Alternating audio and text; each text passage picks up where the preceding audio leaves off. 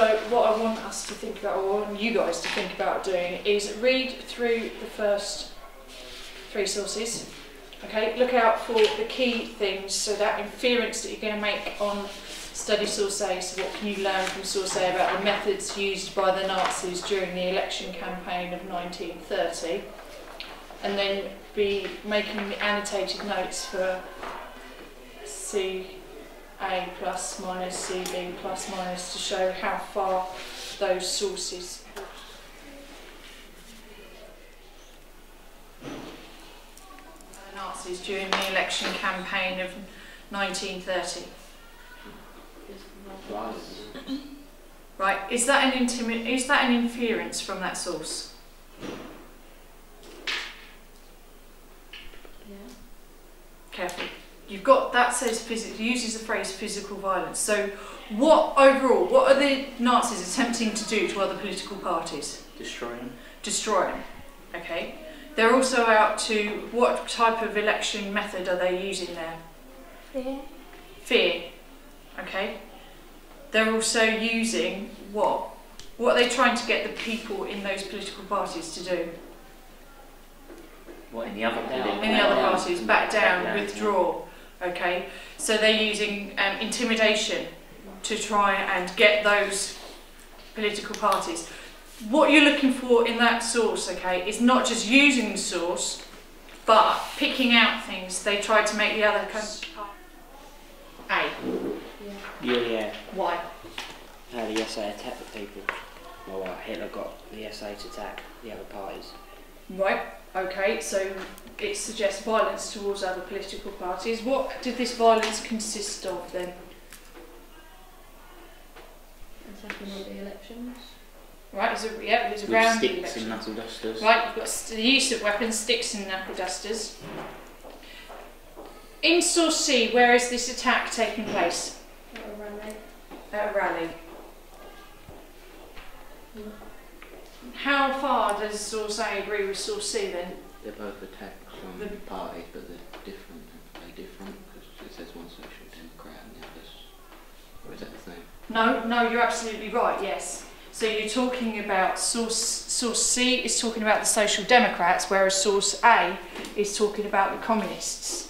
Okay. So if you're looking at that question that says, does source C support the evidence sources A and B about the methods used during the election campaigns? The key in determining the utility of the sources. Who they were written by? Who produced them? Yeah. What else are you going to look for?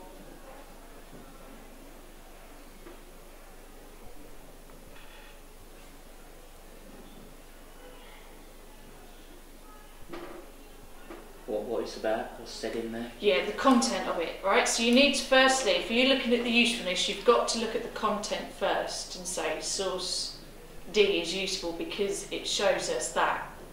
And then you need to go into that however and think about the drawbacks, okay? So what I want you to do is start annotating those sources and picking up on some of the key points. So if we look at source D, okay, from the Memoirs of Albert Speer, recalling the time in January 1931 when he heard Hitler speak for the first time.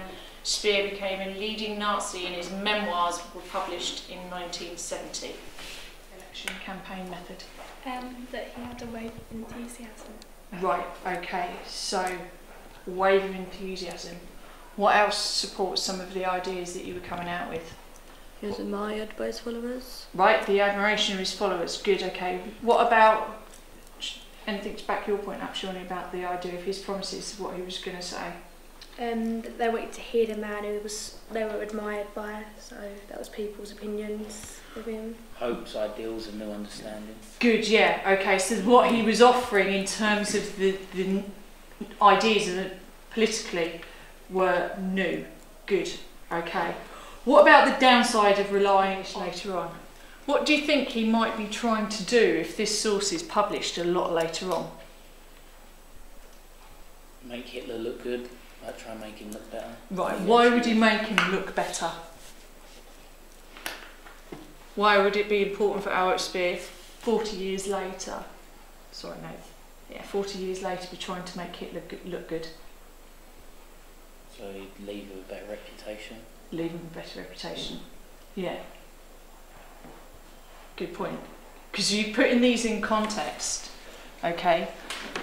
Albert Speer might want to justify why he was a Nazi.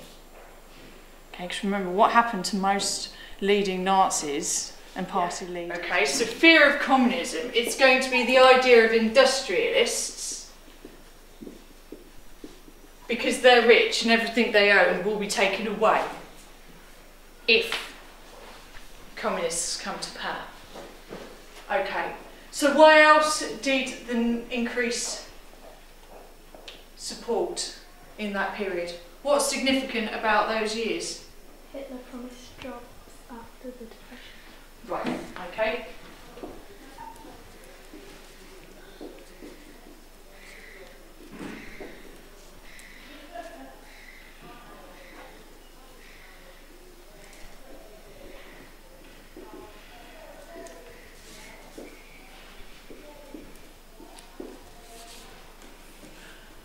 Why does Albert Speer talk about the fact that Hitler was going to bring a new understanding to Germany and offer hopes?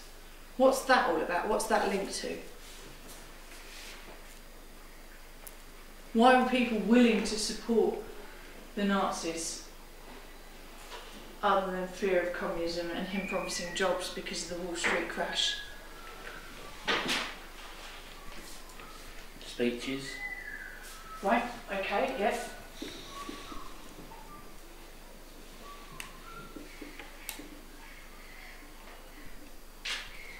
So you've got that idea of Hitler making those personal appeal and that the speeches that he did so well. Who is he often having a go at? Who did he criticise? Jewish. Why? Because they were mostly bankers, weren't they? And he thought they were down for Germany because of the Wall Street crash. Right, okay.